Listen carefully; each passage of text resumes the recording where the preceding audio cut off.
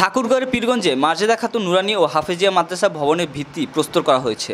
শুক্রবার সকালে সাবেক উপজেলা চেয়ারম্যান ও উপজেলা বিএনপির সাধারণ সম্পাদক জিয়াউল ইসলাম জিয়া ভিত্তি প্রস্তরের উদ্বোধন করেন।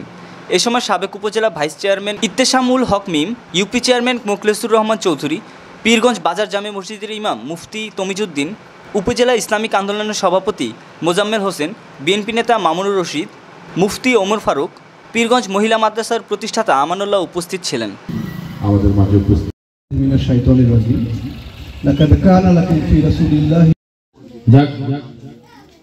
সারা দুনিয়ার জমিন সবার নাম ধরে আমি সমাধান করতে পারলাম না, দুঃখিত। এতে আমাদের সমাজ, দেশ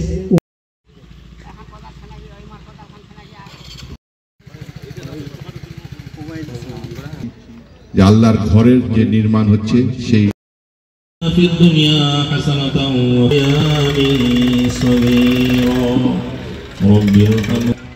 আয় রব্বুল আলামিন, আয় আল্লাহ পবিত্র